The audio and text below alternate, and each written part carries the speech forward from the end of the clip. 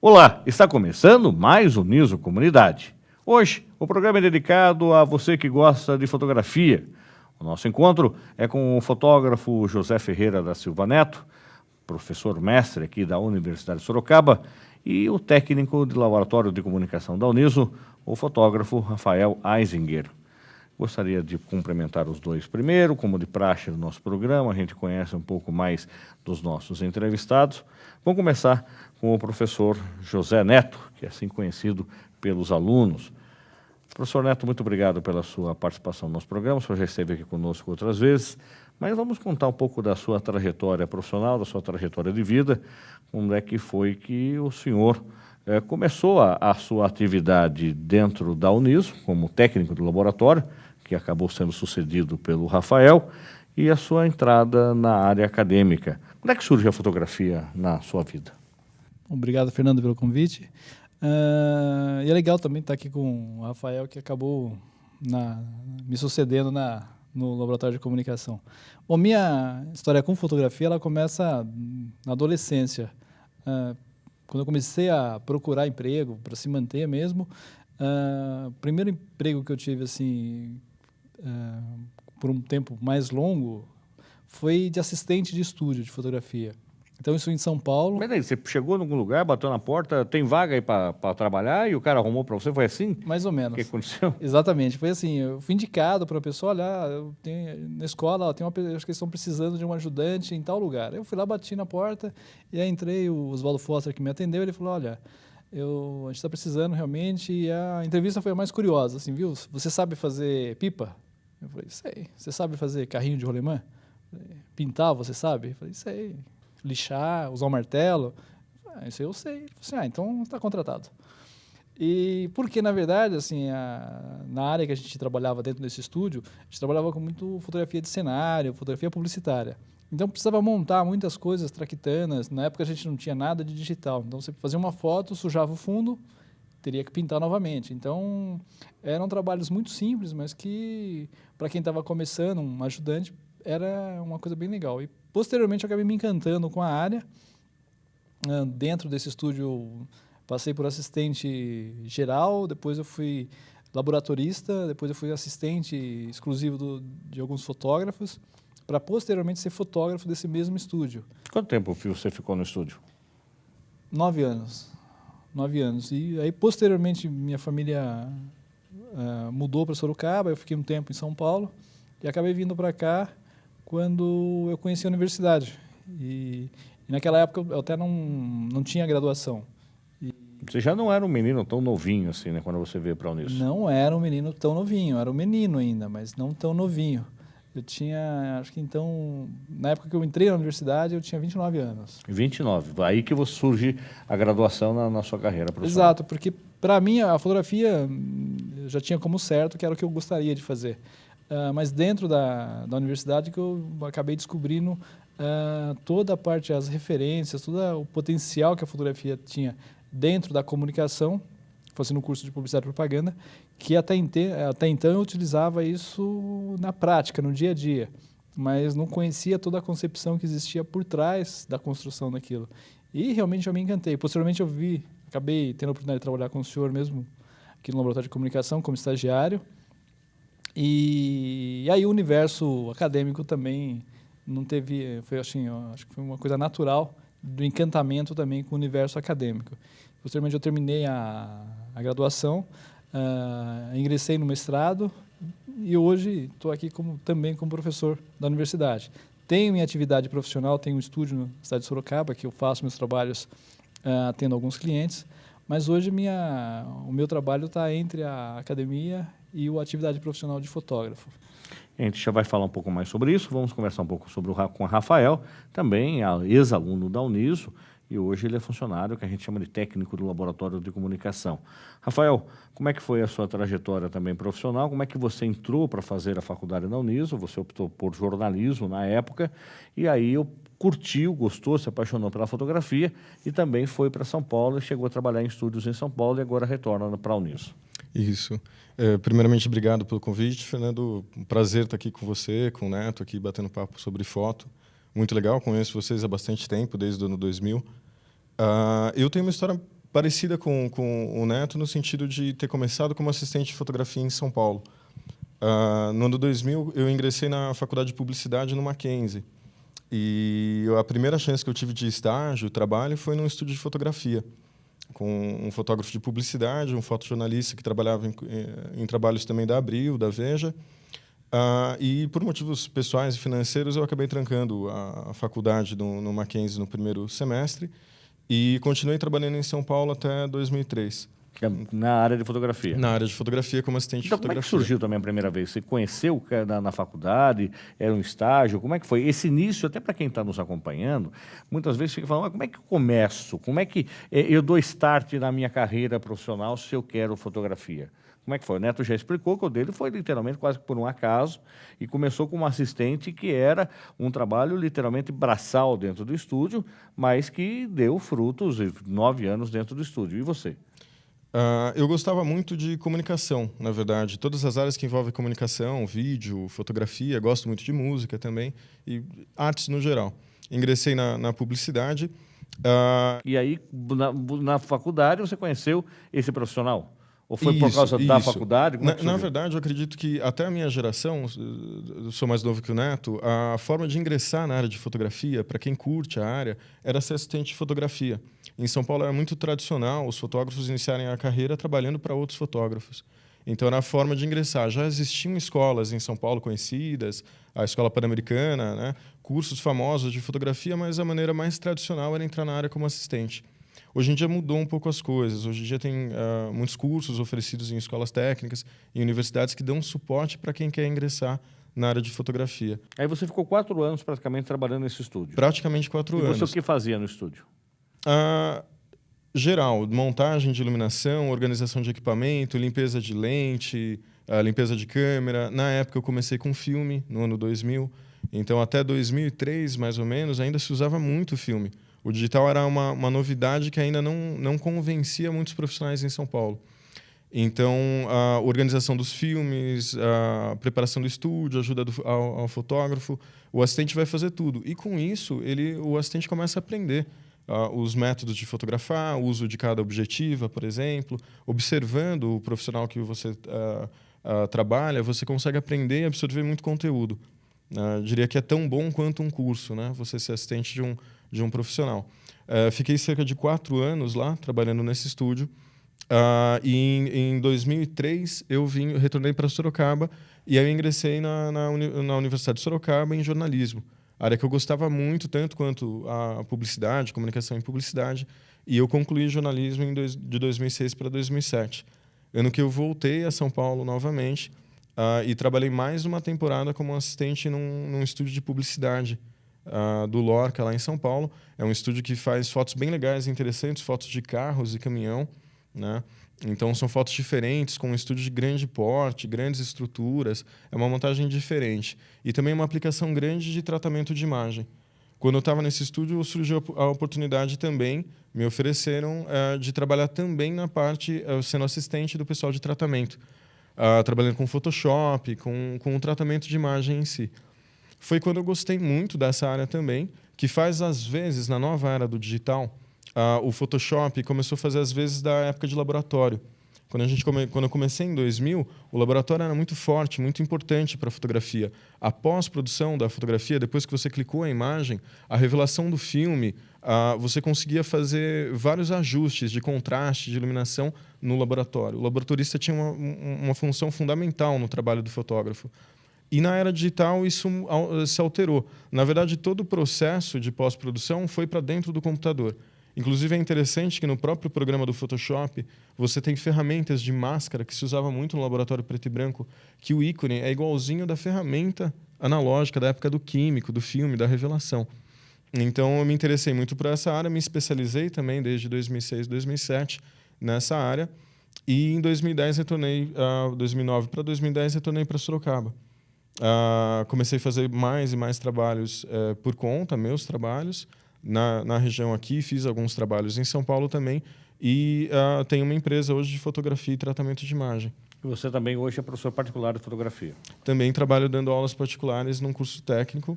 E você entrou na Uniso há praticamente um ano, mais ou menos, um ano atrás. Já tem um pouco mais. Em setembro desse ano completam 2 anos. Então, eu estou há mais ou menos um ano e meio aqui. Tá.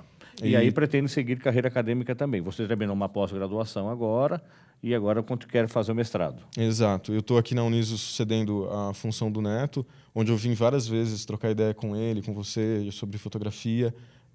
E é uma honra, é muito legal estar nessa função de técnico do estúdio de fotografia aqui da Uniso. Eu terminei uma pós o ano passado em educação, voltada para a educação, que é uma área que me interessa bastante. Fiz a pós pela Universidade Federal Fluminense. E tenho muito interesse na área acadêmica também. E estou com um projeto de mestrado para começar possivelmente no final desse ano, para ingressar, propriamente dito, no mestrado a partir do ano que vem. Agora, Neto, com relação à sua também atividade profissional, hoje você está ministrando quais disciplinas em quais cursos da Uniso? Hoje eu trabalho com uma disciplina de fotografia, nos cursos de design, e que está integrado hoje design de moda, design de interiores e o design gráfico. E também com a linguagem iconográfica do espaço no curso de arquitetura. Então, assim, só a arquitetura que é uma mistura também da questão da linguagem, mas a ferramenta que a gente utiliza é a fotografia. Então, são nesses cursos dentro da Universidade de Sorocaba que eu estou trabalhando hoje. E como é que foi para você, de repente, sair da prática e entrar na teoria da sala de aula? A mudança, eu acho que a princípio, acho que até hoje ainda, dependendo do conteúdo que você vai desenvolver, a gente entra com tranquilidade porque tecnicamente você domina aquilo que você está falando, mas assim, às vezes o frio na barriga ainda da sala de aula talvez é aquela coisa de você tornar isso compreensível para o seu aluno, tornar isso palatável realmente, que ele possa compreender quais são os mecanismos, quais as ferramentas, qual a técnica que ele pode utilizar para melhorar ou para desempenhar o papel profissional dele no dia a dia. E o que eu tenho procurado fazer é uma coisa assim muito... Tento simplificar a questão da linguagem fotográfica em termos de desmistificar. Eu costumo falar que a fotografia ela é muito simples, ela independe de fatores, de um monte de fatores que a gente acha que a gente está vinculado hoje, que é a tecnologia. A imagem fotográfica ela se forma por raios de luz, e que se passam através de um orifício, uma câmera, a estrutura mais tradicional, e que se imprimem numa superfície. Essa estrutura que existe há mais de 2000 anos e que é conhecida. Então, o que se acumula ao longo do tempo é um tipo de tecnologias que vão sendo assimiladas a este processo e que hoje em dia ele se tornou digital. Então, a câmera que a gente tem hoje no celular, a câmera digital, a mais sofisticada, ela é alguma coisa fechada, é uma câmera escura fechada, que a gente não tem conhecimento do processo de como ele acontece. E dentro da sala de aula eu sempre tento trazer a coisa das origens do processo para desmistificar, porque quando você percebe que a imagem, como ela se forma, ela já está lá, e você só usa o equipamento realmente para capturar aquilo que já existe, fica mais fácil você pensar em termos de composição, de linguagem, o que você quer dizer com isso, qual é o seu assunto, porque se a imagem está pronta, eu só tenho que utilizar esse aparato tecnológico, seja ele uma câmera digital de alta qualidade ou um celular mais simples, com certo conhecimento para que eu consiga realmente conduzir o olhar do próximo que vai olhar a minha imagem de maneira que ele consiga ver exatamente aquilo que eu gostaria de mostrar com a minha imagem. Então, o conteúdo técnico eu tento explorar o mínimo possível para que esse domínio mínimo das questões técnicas permita a ele uma liberdade na hora dele elaborar o olhar dele. Agora, Rafael, você também, como professor particular de fotografia, você percebe muitas vezes que o aluno te procura para dominar o equipamento, as técnicas do equipamento, velocidade, diafragma, profundidade de campo, características de lentes, os softwares que são utilizados, ou ele quer aprimorar e ele quer aprender a olhar, a enxergar as cenas que estão à sua frente. Vamos dizer assim, tudo tá misturado na fotografia, no dia a dia de um profissional. Tudo isso envolve o dia de um profissional. A linguagem fotográfica, a subjetividade e a técnica. O profissional tem que ser completo. Mas o perfil dos cursos técnico e na universidade são diferentes. O curso técnico tem uma aplicação mais prática mais técnica na essência mesmo, exatamente como você falou. Entendimento das objetivas, entendimento dos controles da câmera, entendimento do processo que a câmera faz para registrar a imagem hoje em dia, dos efeitos da área criativa. Né? A pessoa que quer se tornar profissional tem que conhecer e conseguir executar os efeitos criativos da câmera. Um foco, um desfoque numa cena, um controle de movimento. Né? Ele tem que ser capaz de fazer isso e operar toda a técnica que existe em torno da fotografia. Na universidade, esse conteúdo já é mais erudito, dá uma força maior à linguagem, à expressão e a teoria com uma aplicação prática também, mas voltado para a linguagem, como o Neto falou, né? Essa atenção maior. E nos cursos eu acabo ensinando para o aluno realmente como ele vai se tornar um técnico de operação do equipamento e do software. E ele vai ter que ser um exímio técnico para conseguir não só fazer os seus trabalhos, como hoje em dia a área que envolve o profissional de casamento, por exemplo, envolve uma equipe. Então, o profissional de casamento não vai sozinho fotografar um casamento. Ele tem a ajuda do segundo fotógrafo, por vezes um terceiro ou até um quarto fotógrafo, depende da estrutura do casamento. Então, envolve uma equipe na hora de fazer as imagens, envolve uma equipe também para trabalhar o tratamento, a escolha das imagens e a produção de um álbum, por exemplo. Então, o perfil do aluno que eu encontro no curso técnico é um aluno que possivelmente vai trabalhar com outros fotógrafos, vai operar uma câmera, vai fazer um tratamento de imagem ou vai ter trabalhos para si. E vai conseguir fazer um evento, vai conseguir fazer um retrato de um personagem, aí possivelmente um book para uma pessoa e vai se profissionalizar na área e vai ser um técnico. Trabalha-se também bastante linguagem fotográfica, acaba se falando de composição, com uma ênfase maior à operação do equipamento também. Agora, Neto, qual é o risco que se corre do fotógrafo dominar toda a técnica do equipamento, ele ser um expert nos quesitos técnicos, saber as características de composição dessa imagem, tecnicamente falando, ele desmontar praticamente o equipamento, saber montar de novo, mas não ter sensibilidade no olhar? Acontece também isso? Pode acontecer?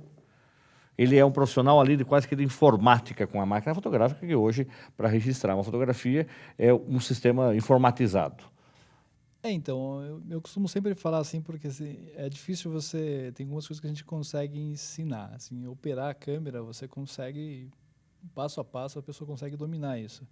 Mas tem algumas coisas em termos de olhar, de repertório visual, de conseguir olhar para alguma coisa de maneira diferente, essa é a parte mais difícil. Eu diria que eu acho que a última coisa que a gente aprende talvez seja essa. Dominar a câmera é um processo técnico que você sabe que cada botão, as funções, dá para você descrever, olha, com este ajuste o resultado é esse.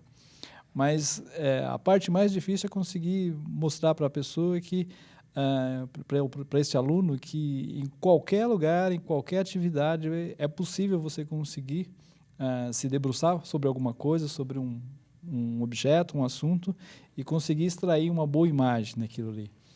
Então, assim, a construção do repertório visual, eu acho que é tão importante quanto. E da mesma forma que a gente sempre fala, que a gente ouve falar desde o ensino fundamental, para você escrever um bom texto, você tem que ler bastante. Seu repertório tem que ser bom. Aí o consumo e ir a exposições, ter boas referências, conhecer outros fotógrafos, ver imagens, fotografia noturna, fotografia de paisagem, reportagem, jornalística, toda e qualquer tipo de imagem, ela vai servir de repertório para quando eu estiver diante de uma cena, eu conseguir reconhecer algum dado que já foi motivo de fotografia. Então, assim, a princípio, eu oriento sempre para você imitar os grandes mestres, sugerir um fotógrafo, o Cartier-Bresson, como que ele fazia, o Robert Capa, como é que ele fazia, o Sebastião Salgado, para que a gente olhe para alguns momentos, para algumas referências que a gente tem de bons profissionais e tentar buscar por que o motivo essa pessoa se dedicou tanto a esse tema. Então, à medida que a gente tem essa referência, quando este aluno, esse fotógrafo, ele se vê diante de uma cena e ele tem esse repertório, então é possível ele aplicar essa técnica do conhecimento que ele tem, mas com uma criatividade, porque ele tem uma referência de outros olhados que já passaram por uma cena parecida. Nós vamos a um rápido intervalo, voltamos já já com os professores Rafael Eisinger e também o professor José Neto, ambos trabalham na Universidade de Sorocaba, para falar sobre fotografia aqui no Niso Comunidade.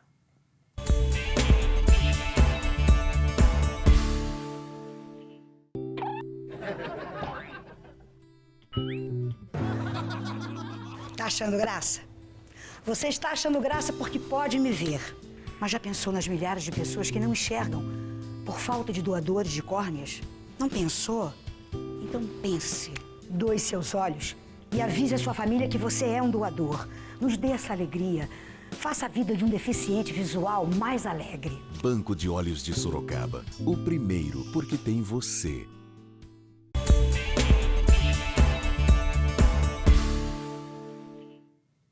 Estamos de volta com o programa Uniso Comunidade. Hoje discutindo, falando sobre fotografia, com os professores Rafael Eisinger e José Neto. O professor José Neto é formado pela Uniso no curso de Publicidade e Propaganda, tem mestrado aqui também pela universidade e trabalha com alunos dos cursos de Design e também de Arquitetura. Já Rafael é formado aqui pela Uniso no curso de Jornalismo, é técnico do Laboratório de Comunicação e vai agora entrar no mestrado também em Comunicação e Cultura. Obviamente, logo mais aspira, tenho certeza, à docência na universidade. Hoje é professor particular de fotografia. Com relação a imagens, existem dados, hoje na internet a gente pega tanta coisa, muitas vezes perde-se a referência de onde a gente pegou. Porém, tem uma informação de que o que se fotografa hoje em dia, com o uso de celulares, máquinas digitais, nunca se fotografou, num dia que se fotografa hoje, é mais ou menos a quantidade de imagens que foram fotografadas, registradas durante o século XX. Professor Neto, como é que você enxerga esta situação? Se fotografa muito, de fato, as pessoas estão hoje se aprimorando no ato, aprimorando acho que não é a palavra correta, estão registrando mais o seu cotidiano, a sua história, e esse número de registro de imagem surpreende? Olha, eu acho que surpreende, sim. Eu tenho um dado, parece que é de 2010, eu não tenho certeza, que foram feitas no mundo mais ou menos 2 bilhões de fotografias. Então, assim, a quantidade que está se produzindo é em função de que a imagem hoje ela está acessível. Então, se a gente fosse imaginar no início da fotografia que uma foto custava em torno de $1.000, hoje a gente vê que isso está muito acessível. Então, naturalmente, que as pessoas têm a possibilidade de fotografar num número cada vez maior. Lógico que isso se deve também à necessidade de registrar aquilo que está passando. As coisas hoje, o tempo, a gente tem uma noção, parece que a gente tem uma noção de que muitas coisas acontecem e passa cada vez mais rápido. Não sei se você tem essa percepção. E a fotografia é uma ferramenta de linguagem que permite, vamos dizer assim, de maneira poética, de reter por algum momento algumas sensações boas, algumas coisas boas que eu estou vivendo, que eu estou tendo prazer, e é como se eu tivesse a vontade de reter aquele momento por um instante. Eu vou conseguir olhar para ele e ver que realmente ele está ali e eu consigo o tempo inteiro. Eu não sei se as pessoas estão tendo essa vida fantástica, prazerosa o tempo inteiro, mas existe a necessidade de se registrar tudo aquilo que está fazendo. Tornou-se, algum tempo atrás, deu uma diminuída agora, era uma coisa comum se postar a comida antes de comer. Então, você fotografava e postava na rede social. Então, assim, a gente tem condições de falar com muita gente instantaneamente e a imagem, ela é muito sintética sobre aquilo que eu estou vivenciando nesse momento e eu acabo compartilhando. Eu não sei se é uma necessidade do ser humano de compartilhar esses seus momentos, mas que é fato, realmente, a gente nunca fotografou tanto quanto agora. Uma coisa que eu sempre questiono, será que essas fotografias são tão boas quanto as poucas fotografias que se fizeram no século XIX, no século XX? Então, assim, a gente não tem uma questão hoje com relação à qualidade, mas a necessidade de se postar a fotografia e continuar fazendo isso o tempo inteiro, isso é notório, isso é o que está acontecendo agora. Você também vê dessa forma, Rafael? Mudou e muito, né? frenética com que se fotografa hoje é muito grande. O próprio processo tecnológico, a mudança tecnológica contribuiu para isso. Hoje está mais fácil de fotografar, como o Neto falou, mais rápido, mais fácil, gratuito. Você não tem que comprar um rolo de filme, você não tem que mandar revelar, é instantâneo, e você ainda pode mostrar para um grande número de pessoas numa rede social. Mas isso às vezes tem um ponto negativo. Não quer dizer que a quantidade melhorou a qualidade da imagem. Só aumentou a quantidade mesmo. E as pessoas, eu acho que perderam um pouquinho o que tinha na fotografia de filme, que é o processo mais contemplativo, mais imaginativo. Quando você tinha uma câmera de filme, quem gostava de fotografia e se aplicava em fotografia com uma câmera de filme, olhava mais a cena que ia fotografar, prestava mais atenção aos detalhes, se concentrava mais na hora do clique e não tinha o retorno instantâneo da fotografia, né? E ficava imaginando, era um barato isso, você ficar imaginando aquilo, se deu certo, o que você fotografou, se sua ideia deu certo, se sua composição deu certo, se o estudo da luz deu certo. E era uma vibração você pegar o filme depois, que você clicou no laboratório, e ver o que realmente você conseguiu acertar. Era uma vitória muito grande. O processo era muito mais demorado. Demorava dias. Quando eu comecei a fotografar no ano 2000 e eu era estudante, eu tinha pouco dinheiro. Às vezes, um filme na minha câmera durava um mês, um filme de 36 poses. Porque não tinha recurso para comprar mais filmes, não tinha recurso para revelar e ampliar uma maior quantidade de filmes. Isso era bom, no fim. Trabalhava a nossa imaginação, né, de uma forma mais elaborada, mais os detalhes. E quando você via a fotografia, você também admirava com mais calma cada cópia fotográfica. Contemplava mesmo. Hoje em dia, a galerinha que está adolescente, que tem seu smartphone, tem seu tablet, tira rapidinho, já posta. Quando vai ver uma galeria de imagem, vai passando com o dedo assim tão rápido e mal para apreciar um pouquinho a imagem, ou uma imagem legal. Mesmo as imagens legais duram pouco tempo na visão da pessoa. Então, realmente, aumentou muito a quantidade. Eu li essa matéria que em um dia o que se fotografa hoje com os equipamentos digitais não se clicou durante a história inteira da fotografia de filme. Então, existe maior quantidade, mas não necessariamente, e isso resulta em melhor qualidade. Agora, professor Neto, com relação a não se revelar mais a foto. Se fotografa barbaridade hoje, como vocês deixaram claro, como a gente tem essa informação que nunca se fotografou tanto no século XIX, se fotografou num dia, o que se fotografou no século XIX e XX inteiro, mas não se revelam as fotos. Nós não corremos o risco de perder uma herança de imagem, de registro e da própria história, no sentido que eu sou da época que trabalhava também numa loja de fotografia. Nós tínhamos os clientes que compravam um filme de 12, 24, aqueles mais abastados, que tinham máquinas melhores, que tinham a capacidade de comprar um filme de 36, às vezes ele usava durante um ano o filme. Então, ele trocava sempre esse filme próximo do Natal.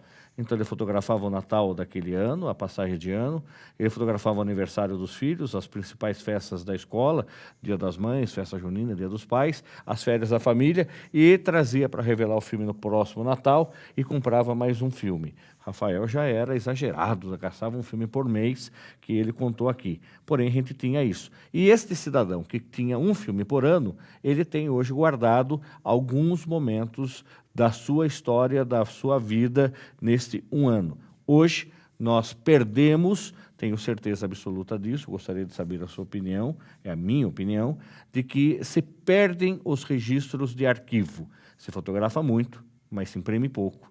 E o que pode acontecer com isso? Bom, você falou uma coisa muito curiosa. Eu tive um caso recente mesmo, numa sala de aula,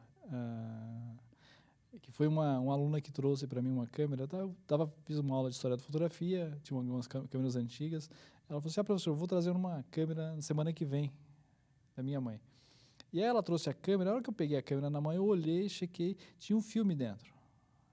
Ela falou assim, eu falei, mas tem um filme dentro. Ela falou assim, tem sim. É que a minha mãe colocava o filme para ir fotografando. Me fotografava desde criança. Só que assim, a menina está com 18, 19 anos agora, esse filme nunca foi revelado. Então ela fazia um filme, era caro para ela, uma aluna muito simples, muito humilde. Então o filme ficou dentro da câmera, e aí o processo novo chegou, e essa câmera foi deixada de lado, e aí eu pedi para ela revelar esse filme, para ver se sairia alguma coisa, se não estragou, porque a história dela está ali dentro. Da mesma forma... Você não viu esse resultado ainda? Ainda não vi o resultado, isso faz uma semana. dessa mesma forma, o que acontece? A gente tem no princípio da fotografia, com tipos de câmera, da fotografia digital, todo mundo que comprou câmera e fotografou, utilizou a câmera, a grande mote da fotografia digital era que você não precisaria revelar mais as fotos. Só que a gente vive numa época que os sistemas de computadores, sistemas operacionais, eles são modificados, eles são transformados. Os suportes, quando a gente começou a fazer fotografia digital, se usava disquete. Disquete nem existe mais hoje. Os computadores já não leem mais esse disquete. Então, Depois fomos para o CD. Depois fomos para o CD. E já tem computador que não lê mais CD. Exatamente. Então, o que aconteceu aí? Tem muita gente, eu uso sala de aula como exemplo. Eu falo assim, traga uma foto sua, digital, de 10 anos atrás, que é perfeitamente possível. 10 anos atrás a gente tinha, 2004, a gente já tinha câmeras digitais nas famílias. Ninguém consegue. Porque quando acham onde está, o arquivo já não está mais acessível. Ou trocou o computador, ou perdeu, ou aconteceu alguma coisa. Faça isso, tem um pesquisador da Universidade do Rio de Janeiro, não tenho certeza se é da Federal do Rio de Janeiro ou da USP. Ele tem um estudo, é uma teoria que ele chama de fóssil digital, que à medida que a gente vai acumulando essas imagens e depositando nos discos rígidos dos nossos computadores e não imprimindo, e o risco que ele fala que a gente corre é que a gente vai ter uma lacuna, principalmente desse início da fotografia digital, que não vai ter registro nenhum. Só os órgãos de imprensa, quem conseguiu armazenar isso de forma apropriada, vai conseguir ter acesso a isso. Eu mesmo tenho um disco rígido que tem acho que 2 anos de trabalho meu que ele deu problema e não teve recuperação. Eu tenho uma lacuna de 2 anos de trabalho que está em algum lugar, mas que não tenho mais acesso. O que está acontecendo hoje, assim, as próprias redes elas estão se especializando, que é a ideia de armazenamento em nuvem, que são softwares que você, na internet, que você paga uma taxa e você coloca isso, faz o upload, sobe essas imagens, e elas ficam armazenadas em outros lugares e você tem acesso pela internet, o que é o mais seguro ainda. Do contrário, a gente tem que se cercar de uma série de procedimentos para não perder essas imagens. Porque só agora que a gente está tendo a imagem digital, quando a gente vai imprimir com a qualidade mesmo. O que eu vejo muito que as pessoas, quando mandam imprimir a imagem, parece que elas não têm a mesma satisfação, o resultado não é tão bom quanto elas gostariam. Mas a saída que a gente tem hoje é conseguir tentar, de uma forma lógica, salvar essas imagens, é um procedimento que eu tenho, não sei se o Rafael tem o mesmo, mas em dispositivos diferentes. Então, eu tenho na minha casa o mesmo material guardado em dispositivos diferentes. O que é? Pendrive, CD, HDs. E quando eu vou para algum lugar, se eu vou levar um material para algum lugar, eu subo esse material na internet, deixo guardado lá e levo ele fisicamente. Então, a gente tem que se acercar de alguns procedimentos para que garantam que o transporte desse material, que, na verdade, se a gente fosse pensar assim, onde que está a fotografia digital? Não é palpável, ela não é física, eu não consigo colocar no envelope e tê-la na mão. Então, eu tenho que ter procedimentos que me assegurem que ela vai estar lá quando eu quiser acessar. Seja ela numa nuvem, ou seja ela em vários dispositivos de armazenamento, seriam os HDs. O senhor tem uma filha pequena, que é a Maria Luz, uma graça de criança, que já está com 2 aninhos? 2 anos. O senhor tem quantas fotos impressas da Maria Luz? Olha, recentemente eu imprimi um livro dela, com todo esse material, porque eu tenho essa preocupação de imprimir. Eu tive laboratório preto e branco durante muito tempo. E é uma coisa curiosa porque assim, eu ainda não fico satisfeito apenas com um clique que eu faço da imagem. Eu tenho necessidade de fazer alguns ajustes posteriores, como se eu estivesse revelando essa imagem. E depois disso, a necessidade que eu tenho é de imprimir. Então eu tenho bastante. Então você tem impressa? Tenho impressa.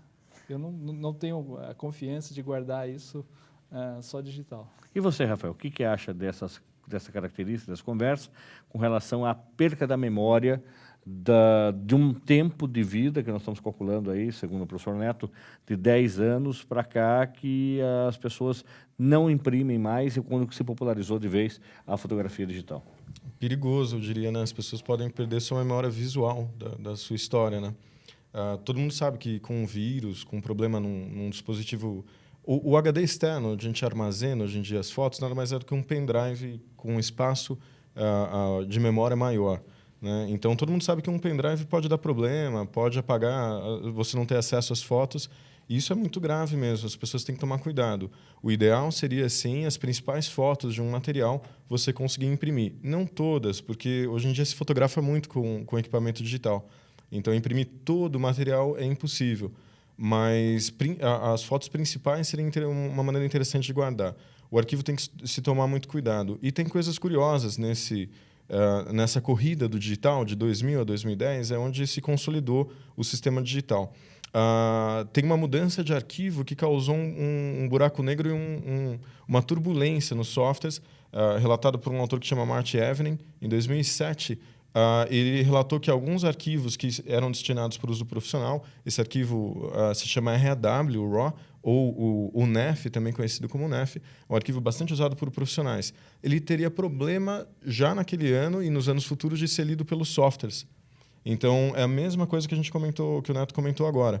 Se você precisasse de um sistema operacional como o Windows 3.11 ou algum sistema de abertura de um disquete hoje, você não conseguiria achar esse equipamento para abrir esse arquivo. Esse arquivo dos profissionais, ele encontrou um buraco negro onde a própria evolução do software fazia com que esse arquivo não conseguisse ser mais lido. Tanto que um dos principais fabricantes de software, Adobe, criou uma extensão de arquivo nova chamada DNG, Digital Negative Global. E esse DNG foi a maneira de se salvar isso. E aí, como essa extensão de arquivo é um código aberto, a qualquer momento, em qualquer computador, num futuro distante, você pode acessar essa imagem sem problema algum. Porque todo programador, toda pessoa que conhecer informática vai conseguir desenvolver um software para ler aquele arquivo. Se você pensar em imagens históricas, antigas, se fosse a era digital, isso é muito importante. Imagens de fotojornalismo consagradas, né? Tem aquela foto, por exemplo, da menina no Vietnã correndo, depois de ser atacada pelos Estados Unidos com um agente laranja, com aquele químico que queimava. Aquela foto é histórica. Se você tivesse isso no processo digital e 10, 20 anos depois você perdesse esse arquivo, isso ia ser muito grave para recontar a história. Então, isso eu acho que resvala em todas as áreas, na área pessoal, para você mesmo ter a memória da sua família, dos seus entes, como para o fotojornalismo, porque o fotojornalismo sempre foi tido, como você mesmo fala, como testemunho ocular da história. E vendo, a gente acredita muito mais e sabe como o fato aconteceu. E a gente não pode, hoje, no fotojornalismo na era digital, correr o risco, por exemplo, de uma imagem, a síntese de uma época ou de um momento histórico ser perdida em cerca de 10 anos. Isso pode ser muito grave. Então, o cuidado que a gente tem que ter no armazenamento tem que ser muito cuidadoso na hora de armazenar esse tipo de arquivo digital, porque a perda pode ser rápida e fácil e você não vai ter mais como encontrar esse arquivo novamente. O professor Neto, o senhor teve uma triste experiência de perder CDs gravados com imagens cuja película se descolou com esse CD que tenha ficado guardado no carro durante um período do dia, não foi isso? Foi, eu tive, tanto em casa, assim, os CDs, assim, quando o CD aconteceu, quando a gente começou a utilizar CDs, no final da década de 90, parece que era a salvação de tudo. Então, a gente poderia copiar músicas, transportar imagens. E só que, na verdade, o CD ele tem um tempo e um armazenamento muito sutil. Você tem que ter um controle de temperatura, de umidade do ar. E o que eu tive foi algumas imagens que estavam guardadas nos CDs. E um belo dia eu fui pegar o CD, a capinha sensível dele saiu na minha mão. Então, assim, os dispositivos hoje eles estão muito melhores que o CD. O CD que a gente hábito é de transportar a imagem de um dispositivo para outro. Mas ele não é uma mídia confiável para ficar armazenando imagens, até mesmo porque a gente não tem nem todos têm uma condição adequada de temperatura, controle de ar, para que isso se mantenha. Então, eu tive essa experiência, já tive a experiência até pelo próprio HD, que teoricamente é confiável, e mesmo assim, a ideia mesmo é que você consiga fazer... é difícil falar isso, mas é verdade, você tem que ter um backup do backup. Então, se a cópia der um problema, você tem a cópia da cópia. Então, hoje a gente já tem sistemas integrados não sei se na edição tem aqui, algumas TVs, centros que trabalham com armazenamento digital, eles trabalham com o que eles chamam de HDs espelhados. Então, tem sempre 2 dispositivos com o mesmo tipo de informação. Se um falhar, o outro tem uma cópia dele. E com relação aos fotógrafos, hoje nós temos celulares de 12 megapixels, 16 megapixels, 40 megapixels, celulares com lentes de boa qualidade e que fazem fotos lindíssimas. Se você souber usar ainda o próprio recurso do celular, você faz belas fotos. Às vezes você tem, na verdade, uma máquina fotográfica que faz ligação, não necessariamente um celular que tira foto. Tende a acabar com o fotógrafo profissional, o profissional que vive de fotografia, ele vai desaparecer. Basta você ir num casamento hoje, você tem lá todos os convidados praticamente fotografando a entrada da noiva, os momentos marcantes do altar e na festa todo mundo fazendo o seu registro. Vai acabar o fotógrafo profissional? Eu acho que não dá para ser tão pragmático assim de afirmar que isso vai acabar. Tem uma coisa curiosa, quando eu comecei a fazer faculdade e com a criação da internet, todo mundo falou que o livro impresso ia acabar. E isso, eu tive professores que me falaram assim, em 10 anos não precisará mais de livro. Gente, nunca venderam tanto livro quanto se vende hoje. As pessoas nunca leram tanto, por quê? Teve o fácil acesso à compra do livro. Então, eu penso assim, você tem uma nova ferramenta e é acessível a todos. E a ferramenta, ela faz o trabalho, o registro.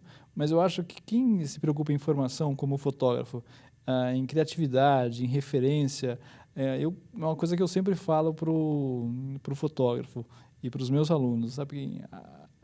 A foto não é a câmera que faz. Ela registra. A foto ela acontece aqui. É uma construção intelectual, de criatividade, que envolve referência, que envolve conhecimento, que posteriormente, munido de um dispositivo simples, você consegue fazer algo mais elaborado. Então, não quer dizer porque a gente tem isso extremamente acessível a todos, você vai eliminar um profissional. Eu acho que o procedimento desses profissionais ele deve mudar. A gente sabe que o custo, de uma forma geral, do fotógrafo, isso já caiu bastante. Fotografia era uma coisa muito cara, hoje é mais barato. Mas é uma questão do profissional se adaptar a esse novo tipo, essa nova realidade.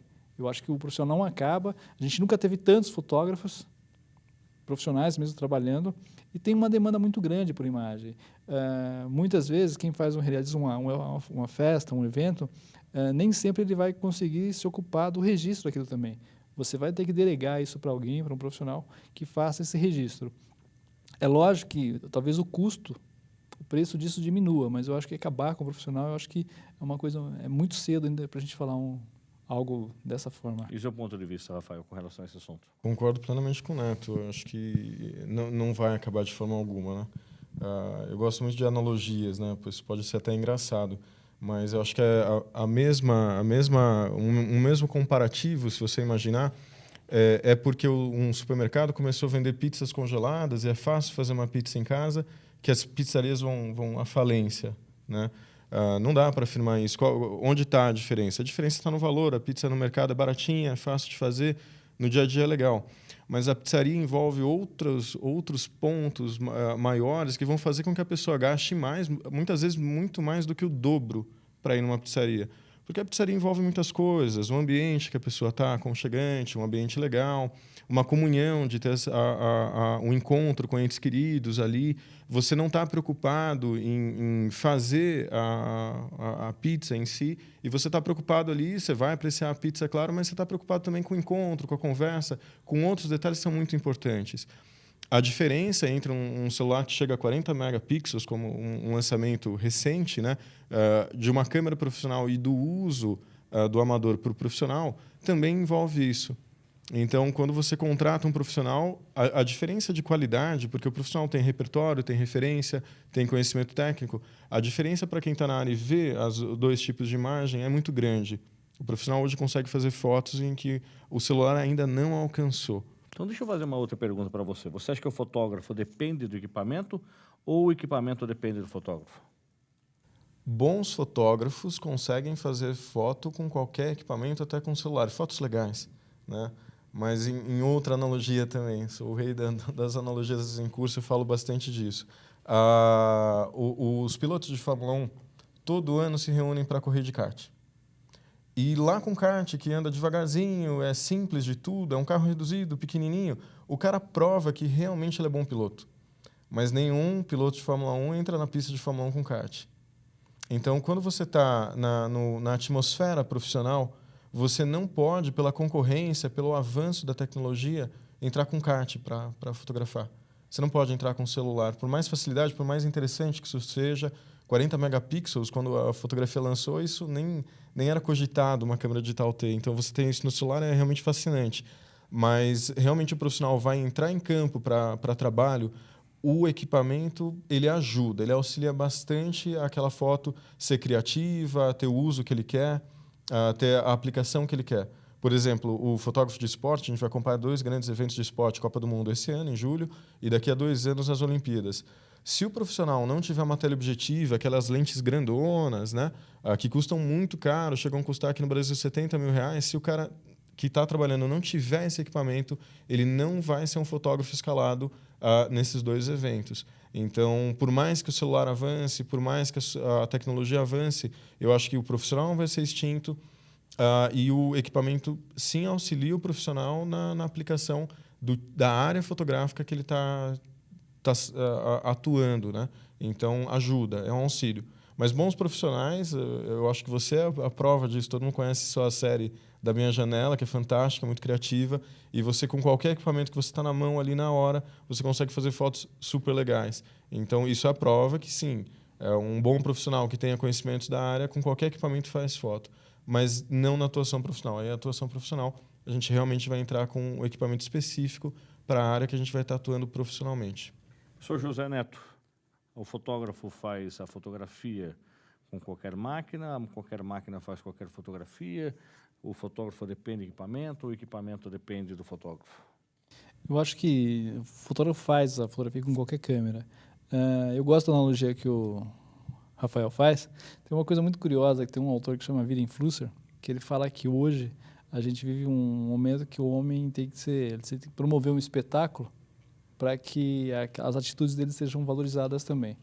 E eu faço uma analogia muito diferente dessa que você está fazendo para explicar que você pode fazer uma foto com câmeras pequenas.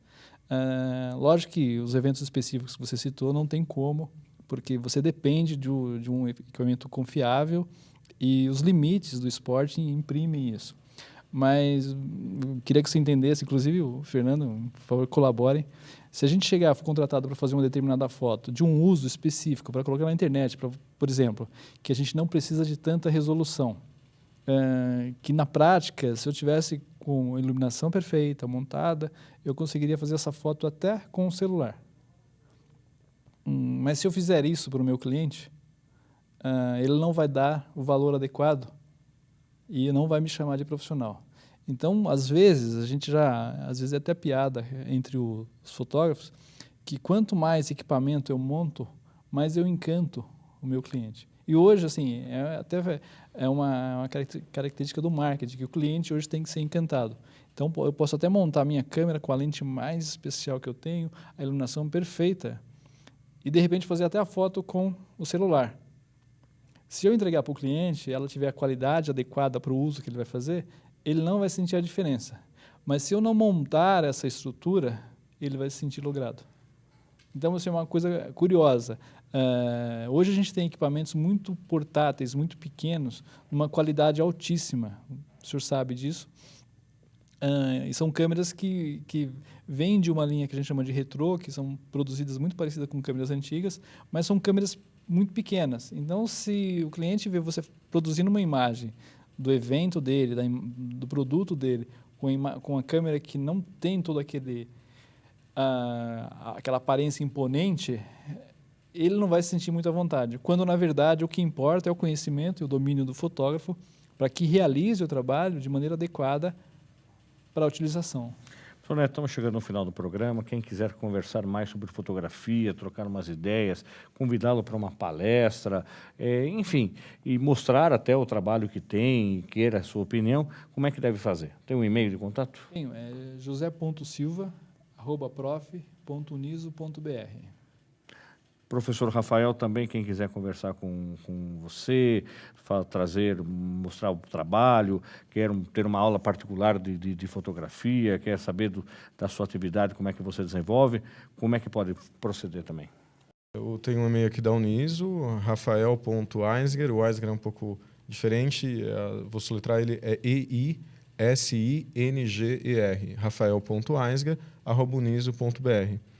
Também pelo Facebook, meu Facebook é facebook.com/rafaeleisger. Aí quem quiser entrar em contato, são dois canais. Você tem um outro e-mail profissional, um site das suas fotos? Eu tô com um Flickr bem atualizado hoje. Meu Flickr é flickr.com/rafaeleisger. E tem o e-mail da empresa também, é o contato@epd.arte.br. Tem uma diferenciazinha, não tem um .com, é contato@epd.arte.br. Tá certo. Professor Neto, professor Rafael, muito obrigado pela presença dos dois. Sucesso na atividade profissional. Tenho certeza que teremos muito mais sobre falar sobre fotografia, mas teremos com certeza outras oportunidades.